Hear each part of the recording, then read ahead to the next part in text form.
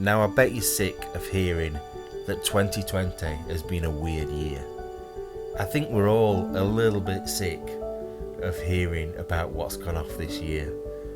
But what we've tried to do is make sure that not only have we been there through it all with you, but we've made sure you've got something to go to, somewhere to look to when you want to smile, when you want to cry, when you want to laugh along with us, and share all those emotions of all those different explores we've done. It's been a hard year, not just for you guys, but for us as well. We've had to adapt and change and do things a little bit out of our comfort zone, but it's helped us, hopefully, as much as it's helped you. So for our Christmas video this year, we decided we'd look back at our 5 favourite explores of the year, and we were quite shocked at the amazing places that we have been to this year, in a year that technically should have been a write-off altogether. So come with us, let's have a look and see what videos we made in 2020.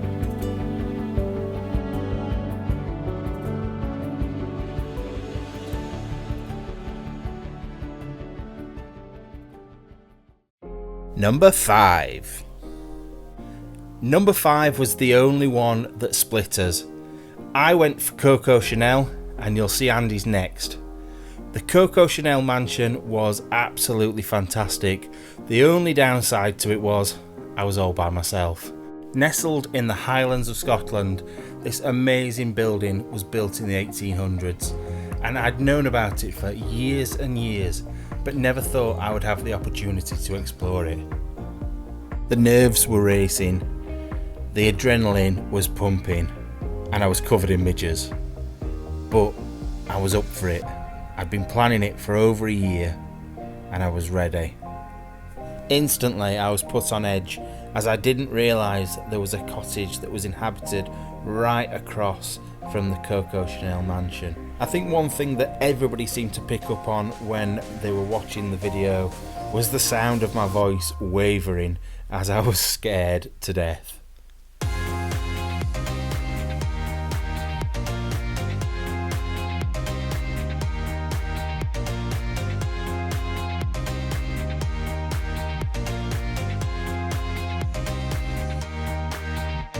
It was so exciting to find some of the period pieces still in there, but it was such a shame to see the amount of dereliction and decay.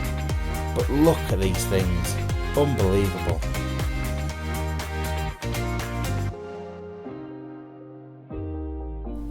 The one thing for me that really made it so special was the thought of the people and the history of the place.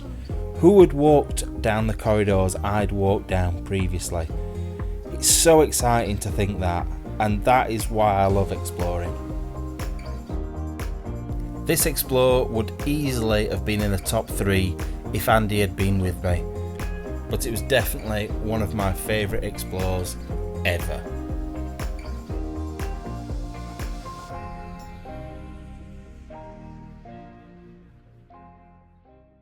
Number 5, Part 2.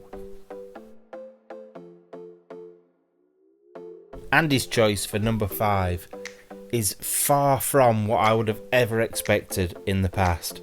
Andy's always had a problem with going underground. He's never really liked it. So to see him choosing the Dragon's Eye is unbelievable. Andy's confidence has increased so much since that first explore underground back in Belgium. Now he doesn't seem to care when he goes down little tight tunnels or climbs over mounds of rocks. It's amazing to see. We've actually been to the Dragon's Eye twice this year. This video is from the first time we went back in the summer. So it was a lot drier, there wasn't as much water knocking about, and it was just a really good explore. Don't get me wrong though, that doesn't mean it was any safer. It was still really ropes. Ropey as anything.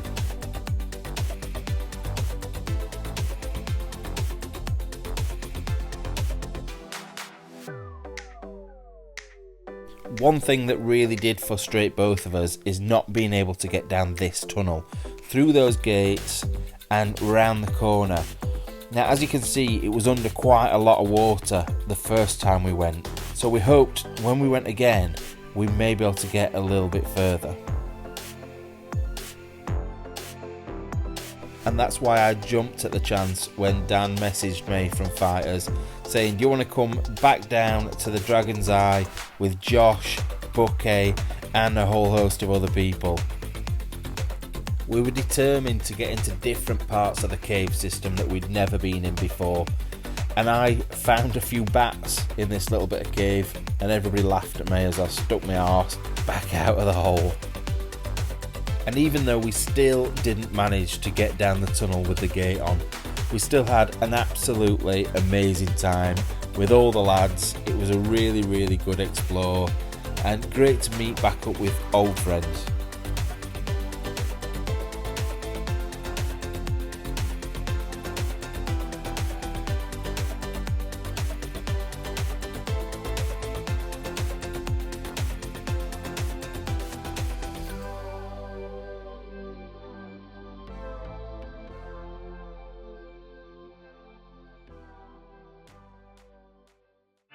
Number 4. Number 4 is Escobar's mansion. Now obviously Pablo Escobar never lived in this mansion, but it's got that style to it, that South American look to it, and we absolutely loved it, especially the spiders. Trust me to be eating grim bum spiders straight out of the toilet.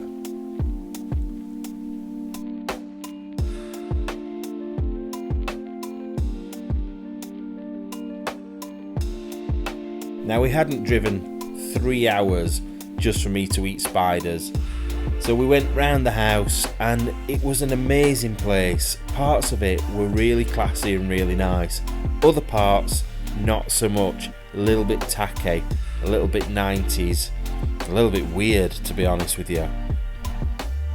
But it's fair to say we had quite a bit of a laugh on this explore.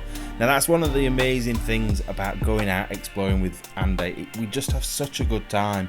It is just two mates. Like when we go down to the pub or something like that, we have just as much fun wandering around an abandoned building. Now the day we came exploring here, we didn't actually realise we were going to end up here.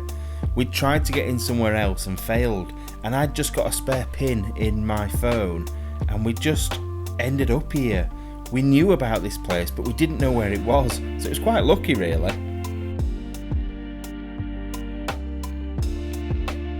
It was definitely one of the quirkiest places we've been to this year. Some really, really odd rooms, but it was definitely worth the long journey to get to. This was another location we went back to for a second time. And we took ASB from TikTok with us because we'd heard there was a hidden passage and a hidden room that we'd missed, and we went back and found it. With my usual inability to bend enough to get through windows.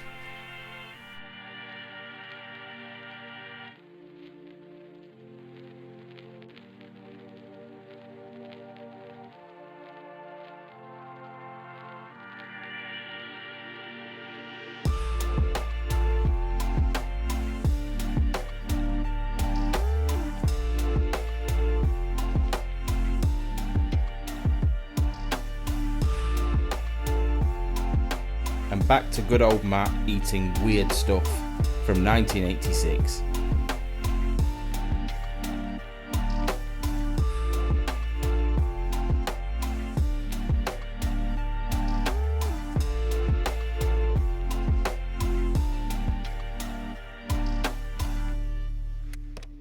Number 3. The Bristol Motors Collection. Now you might be thinking, why are you telling us the name of it? You said in the video you can't tell us. But that's because all the cars have now been sold in auction, so there's no way these are going to get damaged or vandalised. We were in this location when the story broke in the newspapers, which wasn't great for us because it meant that the security was probably going to be ramped up pretty sharpish. so we knew we didn't have much time in here.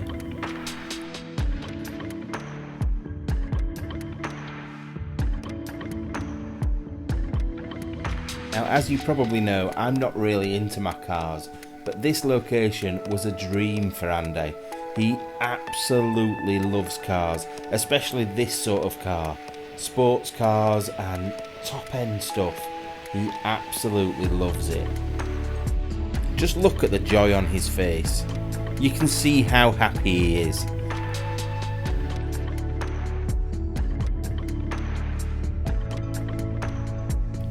Now I can tell you this because, like I said previously, none of these cars are still in the same place. But the way we managed to get in this location was unbelievable. We had to carry a metal structure from on the grounds about half a mile in order to put it down a hole and climb down the metal structure in order to climb down into this basement. It was an absolute nightmare, and we thought that we might get stuck down there, but luckily we managed to get in, get out and not get caught. Old age ninjas strike again. Even I was impressed by the quality of some of these cars. Some of them were worth £250,000, and I know how lucky we were to manage to see them. There was a fair few YouTubers that messaged me for the location afterwards, but had missed out because they'd already gone to auction. I was a little bit gutted for them, but I was happier for us. And then there was the car that Andy almost wet his tenor man adult nappy pants over. This absolute beauty. It's a Bristol Bullet, and these are one of the cars that are worth £250,000 new. Brilliant car, beautiful inside and out, and I'm pretty sure Andy would have given quite a lot to drive this car.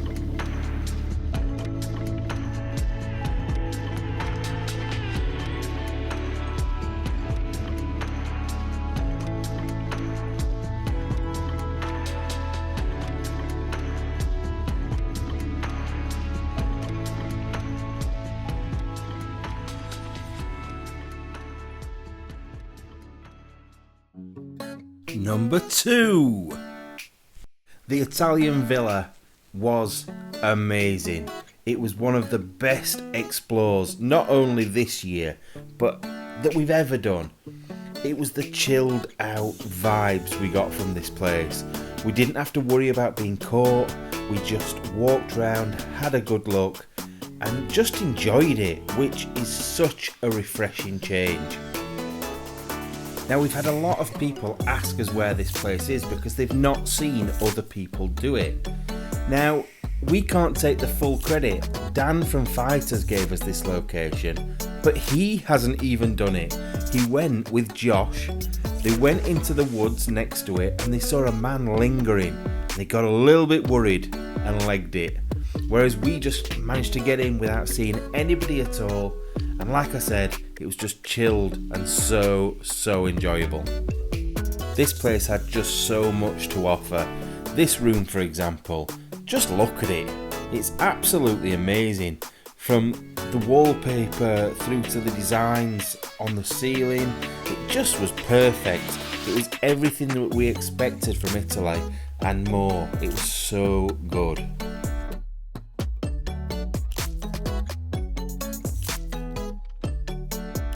One of the things that really stood out on the trip to Italy was the general lack of graffiti.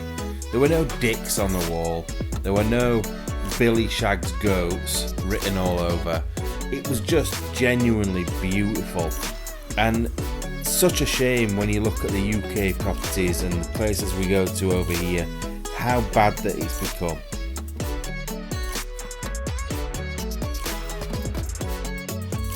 It really started to get weird down the cellar, whether that be Robert telling us not to touch any of his stuff, or what we found in some of the other rooms.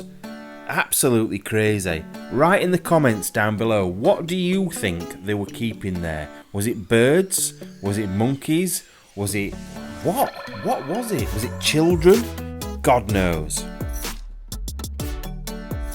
I think out of all the locations we've ever explored, this is the one that if I had a lot of money, I would buy and do it up. It was in a fantastic location in the mountains. It was beautiful on the outside and it was beautiful on the inside. I think the only downside was we couldn't find any information about the history of this place, other than it was built for a local tradesman.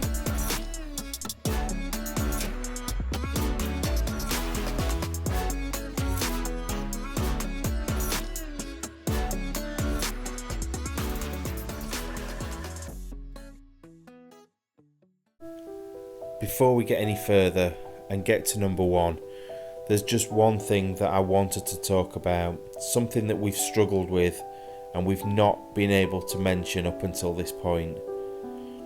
Our mate Denny, who we did the charity race for, sadly passed away earlier on this year, and it is one of the hardest things as a person I've ever had to deal with. My heart goes out to his family and friends, and we just hope that big guy is just sitting up there smiling down like he did all the way through his battle. Rest in peace, big man.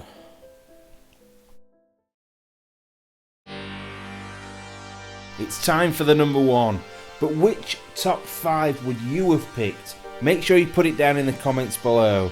But here you go, this is our number one. Number one.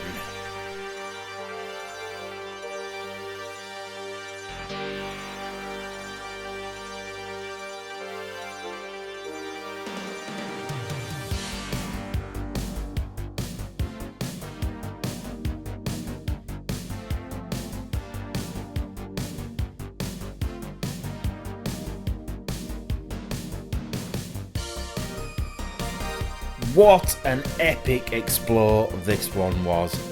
Going into Venice, finding a boat, taking 2 hours to do it in the first place, and then finally finding somebody to take us over to the most forbidden island in the whole of Europe. We were scared, we were excited, we were nervous. It was one of the best days of my life.